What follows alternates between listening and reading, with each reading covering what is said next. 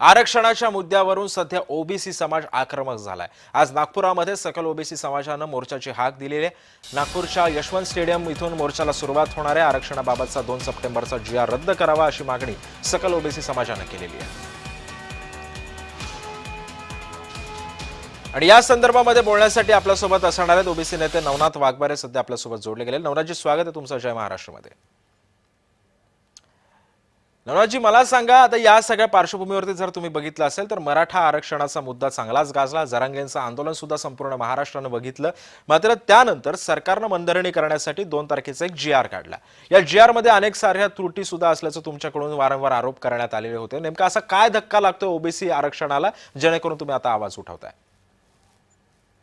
खरं तर गेल्या 2 वर्षामध्ये तत्कालीन मुख्यमंत्री एकनाथ शिंदे असताना त्यांनी जो GR काढला त्यामधून 58 ते 59 लाख बोगस कुणबी नोंदी मार्फत 58 59 लाख प्रमाणपत्र वाटप झाले। परंतु आताचा जो त्यांनी 2 सप्टेंबरचा GR काढला यामध्ये त्यांनी काय केलं, हे पहिलं तरी महसूल अधिकाऱ्यांना अधिकार होते, परंतु ह्या GR मध्ये असं केलंय की ग्रामसमितीकडून तलाठी, ग्रामसेवक आणि कृषी सहाय्यक आणि कुठतरी शपथपत्र 100 रुपयाच्या बॉन्डवर जर शपथपत्र देऊन आणि कुणाला बी या माझ्या भावकीतला माझ्या नात्यातला असं त्याच्यावर लेखी द्यायचं आणि त्या ग्राम समितीने त्याला ठरवून टाकायचं।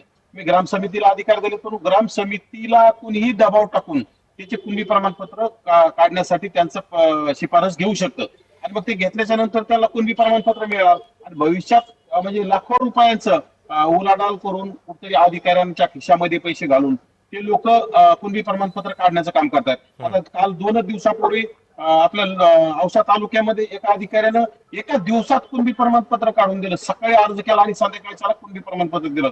म्हणजे कुठतरी याच्यामध्ये लाखो रुपयांचा भ्रष्टाचार सुद्धा होतोय आणि यामध्ये जे अधिकारी लोक आहेत, जे महसूलचे असतील, जे काही अधिकारी असतील, ते लाखो रुपये कमवून बोगस कुणबी प्रमाणपत्राचं वाटप करणार आणि व्हॅलिड सुद्धा करणार। मग यामध्ये काय होतं की ज्या गावामध्ये मायक्रो ओबीसी मधील ग्रामपंचायत सदस्य सरपंच होत होता ते येणाऱ्या काळात होणारच नाही ना।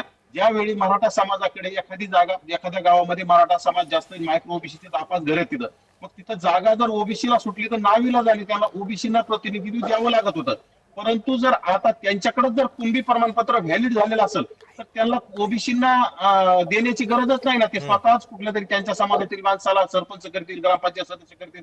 येणाऱ्या काळात पंचायत समिती आहे, जिल्हा परिषद आहे, नगरपालिका आहेत, महानगरपालिका आहेत, यामध्ये ओबीसीच्या 56,000 ज्या जागा आहेत ह्या पूर्ण संपत आहेत।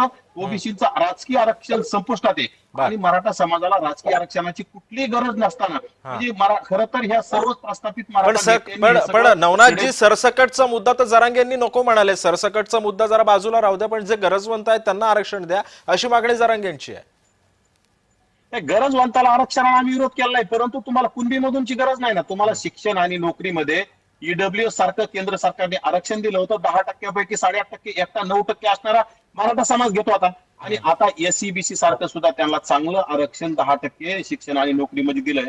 परंतु यांचा हट्ट कुणबी मधूनच काय, आणि हा हट्ट फक्त याच्यासाठी की ओबीसीच्या 56,000 जागावर यांचा डोळा आहे। कुठेतरी ओबीसीचा सरपंच होतोय, पंचायत समिती सदस्य होतोय, सभापती होतोय, जिल्हा परिषदेचा सदस्य, सभापती, अध्यक्ष, नगरसेवक, नगराध्यक्ष, महापौर हे पद व्हायला लागले आणि कुठतरी यांच्या पोटात दुखाले, कारण की गेल्या अनेक वर्षापासून सत्ता यांच्या दारात पाणी भरती आणि मग जर आपल्याला कोणतरी वाटेकरी होत असेल तर हे आताच यांनी आपण थांबवणं गरजेचं आहे। त्यासाठी हे केलेलं प्रस्थापित, त्यामध्ये मग शरद पवार असतील, अजित पवार, एकनाथ शिंदे, उद्धव ठाकरे गटातले अनेक आमदार खासदार आहेत मराठा समाजातील, त्या सर्व लोकांनी ही पूर्ण जरांगेला ताकद देऊन ओबीसीचं राजकीय अस्तित्व धुळीस मिळवण्यासाठी पूर्ण ताकद लावलेली आणि नक्कीच हा GR जर रद्द नाही झाला तर ओबीसीचं राजकीय अस्तित्व संपलेलं आहे आणि ओबीसीचा म्हणजे बाकी जिल्हा परिषद, पंचायत समिती तर जाऊ द्या, ग्रामपंचायत सदस्य सुद्धा होणार नाही, हे मी आज सांगतो तुम्हाला।